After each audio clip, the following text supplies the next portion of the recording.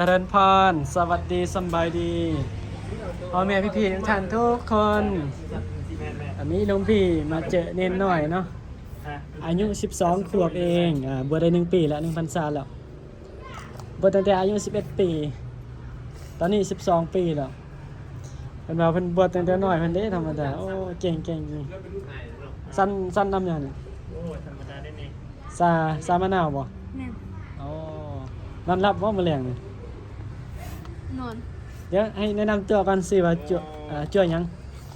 เดี๋ยวจะไปอายจ่วยหยัง แม็กเอ้ยช่วยหน่อยอามิ ถ้าจะเบิ่งไว้ท้ายจะเบิ่ง บ่ต้องอายมอมถามชื่อหยัง น่ากิน ชื่อนาคินอ๋อโอ้ยนาคินแปลว่าพญานาคเด้อุคุดเนาะเนาะอุปคุดเนาะ เจนาสักที นาคีอันเดียวกันเนาะเน้นคินเนาะชื่อเล่นน่ะชื่อหยัง กิน ชื่อคินบ่อันนี้เว้นเน้นค่ำบ่ นาอุด เว้นเน้นค่ำบ่ซะเป็นตาน่ะ อันนี้หลวงพี่อุดหน่อย ไปจันในฮันบอก หลวงพี่เดี๋ยวเขาหน่อยขออนุญาตถ่ายเจ้าหน่อยหลวงพี่เพิ่นสิว่าจังได๋ขออนุญาตได้ขนาดเพราะว่าหลังจากเข้ามาได้ใส่ขนาดหลังจากเฮาไปตามอำเภอเนาะมื้อนี้นะจะมันเมื่อยเนาะมันก็ต้อง เมื่อยเลยจะมากินนิมนต์จากอำเภอ อันนี้ฝากโยมพ่อโยมแม่ไปติดตามเลยเด้อ 15ได้ หลวง อีก พี่ ตัวไป เพิ่น จับต้นเลยจั่วมาเท่านะ ใส่ซองนะเลิกแล้วบ่จากคลิป YouTube เปิดให้โยมพ่อโยมแม่เบิ่ง ยังบ่มีผู้ติดตามเทื่อ บ่ให้เบิ่งซองซื่อ ให้เพิ่มเพิ่มให้เราเด้อ อันนี้ เด้อ อุด พอยังวอลเล็ต A U O A U A O U A O U T A R O ก็ได้ได้ตัวเล็ตก็ได้ อุตโรเนาะตัวสายงาเพิ่นอุตโร เดี๋ยวไปให้เราเดี๋ยว จะบ่เป็นหยังเป็นอยู่วัดกับปกติจะบ่ได้ห่มผ้านะเนาะถ้าห่มผ้ามันฮ้อนเลยเนาะอยู่วัดให้ยมให้จะให้ญาติโยมแล้วยมพ่อยมแม่เข้าใจเนาะการที่เป็นพระเป็นเนรบ่แม่นจะห่มตลอดเวลาเด้มันจะวิ่งผ้าตลอดเวลาแล้วความหมายน่ะอยู่วัดอันก็ต้องประมาณนี้เพิ่นเป็นคนแบบที่จริงเพิ่นคือตลกเลยหม่อมหลวงพี่นี่ ตามดู เป็นคนเฮฮานะอัธยาศัยดีเป็นคนแบบ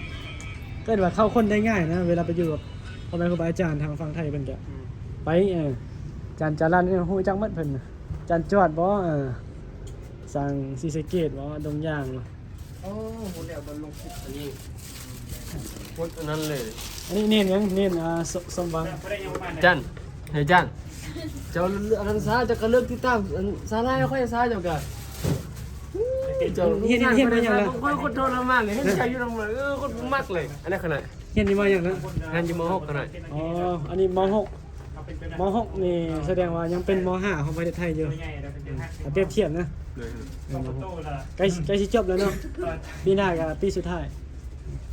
อันนี้เน้นสมหวังเนาะเป็นคนสัญญาบุรี จันเนี่ยยังบ่เฮ็ด อัน เฮ้ยจัน บุญจันทร์มานี่ก่อน จันจัน เนี่ยกดเลยคนละซาจะพุ่งซาคืออุ้มเจ้า มานี่โอ้ย แล้วก็จะบ่ได้สู้ยิงเจ้า นั่งsit down ฝรั่ง แม่จะไปซ่อมอีโม่อีก อันนี้คือ ซ่อมภาษาลาวมันเดียวดิ สามเณรบุญจันทร์เนาะที่ยมพ่อแม่เคยเห็นที่ถ่ายลง นี่ขนาด YouTube นะอันนี้จะเป็นคนโอ้ยคนสัญญาบุรีกัน ดีแล้วจะบอกเข้าไปติ๊กต็อกอันนี้ไปเก็บแรงนะเข้าไปติ๊กต็อกสร้างบริจาค บรรยากาศตอนบ่ายสามเนาะยมพ่อแม่โอ้อากาศร้อนที่หลวงพ่อบางวันนอนหาตื่นบ่ แม่ โอ้ยโถหาบ่ฮับอยู่ว่าจะให้เก็บขนมอันนี้แบบขนาดของฝากน่ะแกนี่น่ะ เบิ่งแม่เลยจันอย่าลืมด้วยเจ้า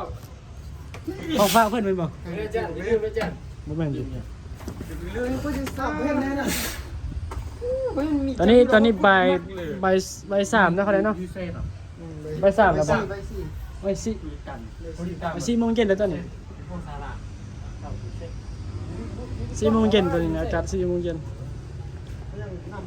อันนี้คือวัด ในหลวงพระบางก็จะประมาณนี้เนาะยังพอมีต้นโพบัวสดอ๋อลุงสมเด็จจันทร์นี่เป็นคนสยบุรีที่ติดกับจังหวัดเลยนะยังพอยังมีปกติก็เป็นคนขยันหมันเพียรนะนอนดักตื่นเช้าตื่นแต่ตีสี่อันอยู่วัดนี่เพิ่นนอนตีสี่ตื่นตีสี่ตื่นทำวัดตีสี่ทุกเช้า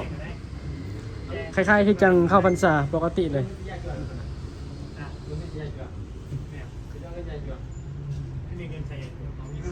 มันร้อนเนาะมันร้อนอากาศ แม่นที่ผมมีเงินยายใส่ก็ทุกคือนำเข้าว่าเจ้า บ่หมด เจ้ามีเงินมาใส่จะใหญ่กว่า อันมื้อนี้เฮาไปไสมื้อนี้น่ะเราให้เราให้คนที่ตามฟังดูเราให้เพิ่นฟังดู ก็มีอันนั้นมันกินไม่ดอกขนาด เฮาไปไสมื้อนี้น่ะ มันกินได้อยู่แล้วข้างในแล้วก็แล้ว ก็มีเพชรนะสตูบอกจะเอาไปมื้ออื่นก็ไปกันได้ เพิ่นกำลังเอาปากบนอาล่างกันเลยข้างใน ใจใครวิดีโออยู่เนาะ มื้ออื่นก็ไม่เอากันได้มั้งมื้ออื่นนะมันได้ให้เจ้านะมื้ออื่นมันต้อง เน้นจันทร์ เกี่ยวกับสั่งนี้ไปเนี่ยกันแล้ว บ่ปากอาล่างมันก็แบบบริษัทนี้ วันนี้จะติดกับบ้านเลยเนาะอันจะเป็นเฮือนเป็นโยมเลยติดกับถนนเลย อันนี้เป็นถนนแล้วแต่เป็นถนนใหญ่เลย เอาอยู่นี่โคตรฮ้อนเลยอยู่นี่น่ะไม่ทางการซื้อน้ำเข้าไปจั่วเมื่อกี้นี่ อากาศดี อากาศดีมากๆเลย ตัวอย่างทั่วมาไม่ยัง อันรอนเดี๋ยวจะให้อันเน้นจันทร์แนะนำตัวเป็นภาษาไทย อ๋อจบ แบบ พนักงานสร้างคนเลยนะเนี่ยทั่วมาเห็นมาอีก แบบอันบางคนไทยเขาก็จะรู้ว่าคนลาวนี่ ฮะ เรียนอยู่ม .4 ว่ะ เนี่ยก็ ม .4 เนาะม .4 อยู่ลาวนี่เราจะพูดไทยแบบได้จังไดนะได้ไหมเดี๋ยวสามเณรแนะนำตัวดูลองเบิ่งลอง แล้วพระได้แซ่ที่คณะลงนะเพราะคณะลงพระได้แซ่ ฮะ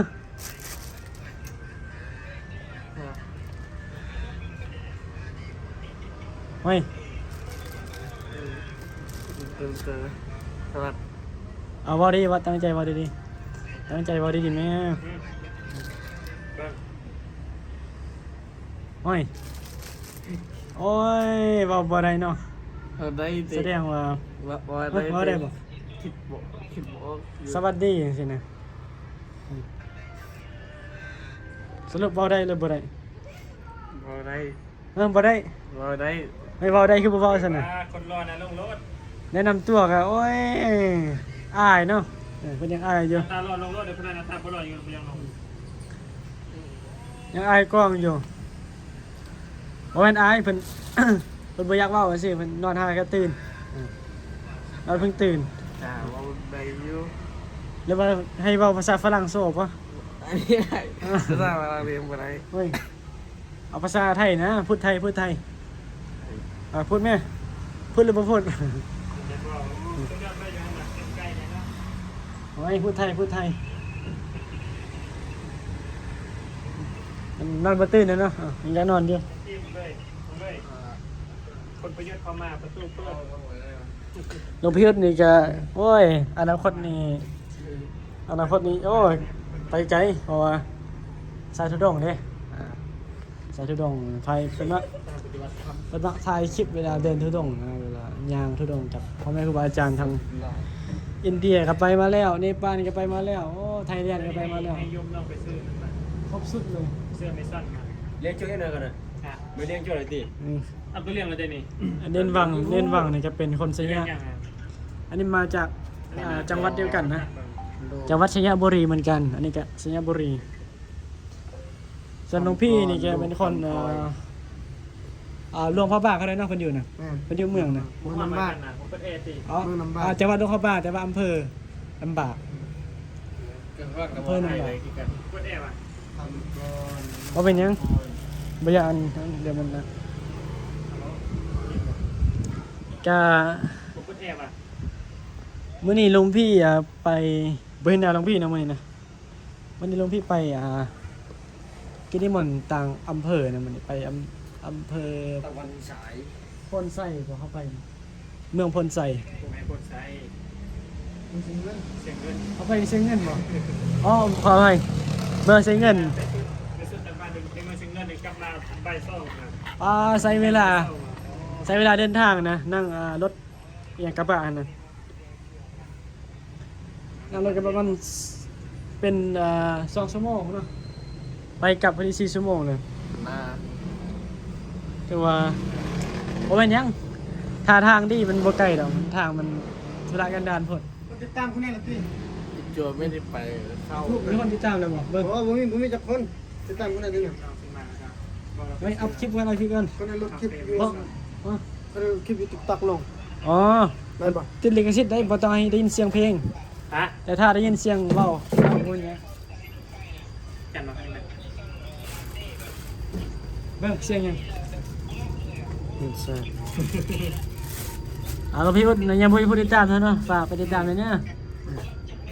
พี่อุดนี่เราคนเบิ่งโอ้ย80โอ้เอ้ยคนดังอนาคตยาวไกลเพราะว่าแกบ่ธรรมดามักเดินถึงเลยเดินไปไกลแน่นอน เดี๋ยวแป๊บนึง ยมเพิ่นมาส่งอันนั้นนะอีหยังวะ คอยตี Amazon บ่อืม เราต้องเอาไว้ มันสิถ่ายมันถ่ายโยมมันเพิ่นมาส่งกาแฟเนาะ เดี๋ยวไปใส่น้ำมันรถไปไปใส่น้ำมันรถ น้องพี่อุดนี่ มีคนลงไปให้เลย เป็นหยังจังว่ายาวไก่เพราะว่าเพิ่นเดินเด้เดินทุดงค์นี่ เดินเนปาลนี่ก็ไปเอาละอันนี้พอยังไงเนปาลอินเดียไทยแลนด์ก็ไปมาแล้ว ก็เลย เขาเบิ่งคลิปเขาดูก็ได้ คนละคน กดใส่เบิ่งคลิปคนได้ลงเมื่อกี้นะ เบิ่งคลิปอันเขาน้อยบ่ บอกว่าคลิปคนได้ลงเมื่อกี้นะกำลังอัพโหลดนะ เดี๋ยวเน็ตมันช้าเขาน้อย นะ แต่ฝากยมพอยแบบติดตามหน่อยเด้ออัน YouTube หลวงพี่อุตตโรนะพระอาจารย์หรือว่าครูบาเนี่ยพูดดิ ได้ละได้ละ อัน ฟังไป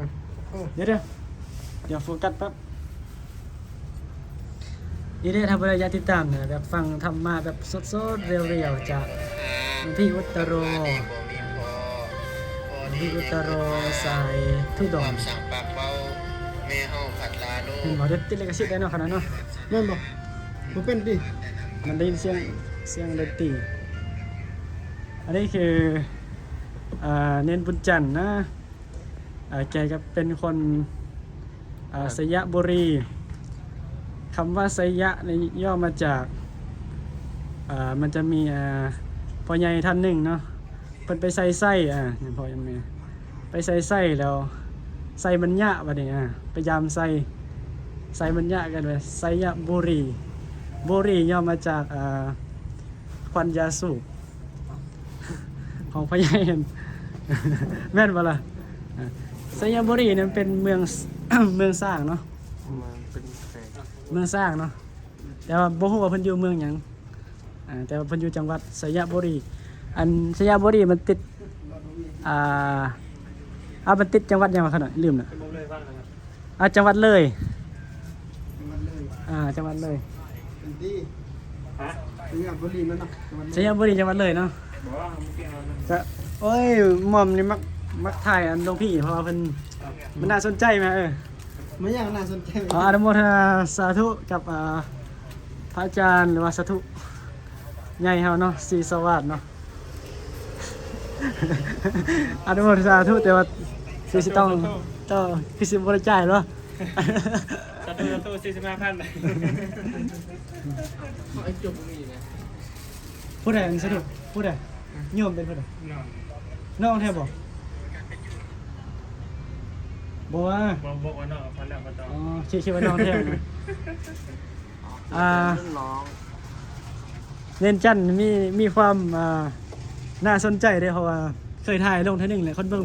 โอ้ยันวิวทะลุ100 วิวพุ่นน่ะ เลย น้อย บ่ธรรมดา100 วิวเว้ยป้า เลยนะไม่สั้นนะ ก่อนสิได้10 วิวน่ะม่อมถ่ายเป็น4-5-10 คลิปก่อนสิได้100 วิวเนี่ยบ่ธรรมดาเด้ เจ้าจะมาเอาแอร์ไหม YouTube จะ บ่ไม่ พอดี15 นาทีเนี่ยเฉพาะพออำลาพระจากพอประมาณนี้เนาะ บ่ต้อง อันนี้ ขนาดนั้น อันนี้หลวงพี่อยู่ ซานอเมซอนนะคือครับพ่อ อ๋อ พ่อปันแซ่บกว่านี่นะ ป้าท่านเพชร อันนี้คือท่านเพชรเนาะหลวงพี่เพชรเพื่อนเก็บไปเชียงรายแล้วตอนนี้ไง เรียกกินแล้วก่อนคิดรถ ไปเชียงแสนอยู่ที่พาเหงาแล้วไปเตรียมตัวเรียนเทอมปี3เนาะเทอมใหม่เปิดเทอมใหม่เตรียมตัวก่อนเปิดเทอมเดือนมิถุนายนก็เปิดเทอมแล้วสบายดีป่ะ สวัสดีสวัสดี ทักทายได้ไหม ว้า ถ่ายคลิปลง YouTube เด้ เดี๋ยวสิลงคลิปสั้นๆให้เบิ่ง เอาเจอกัน ครับผม ครับผม ทุกวัน มัน นั้น เป็นลิขสิทธิ์ดิ มีแต่คนมีคนเป็นดังในยูทูบเบอร์ทั้งนั้นเลย อันสุดท้ายนี่จะบ่มีหยังหลายเนาะยังพอให้เมียคลิปมันจะใช้เวลา16 นาทีแล้วก็ขอสิได้ปิดคลิปไว้เพียงเท่านี้แล้วนะยังพอให้เมียตอนนี้บรรยากาศตอนแรกเนาะตอนเย็นขอบคุณขอบใจโยมพ่อโยมแม่โยมพี่ทุกท่านทุกคนที่ติดตามแล้วก็รับชมมาฮอดตอนนี้นะขอให้อยู่ดีมีแต่ความสุขความเจริญเนาะอยู่ดีมีแห้งอย่าเจ็บอย่าไข้มีแต่ความสุขความเจริญร่ำรวยหน้าที่การงานประสบความสำเร็จทุกท่านทุกคนด้วยเถิดอาสาธุเจริญพรสวัสดีสบายดีเจอกันคลิปต่อไป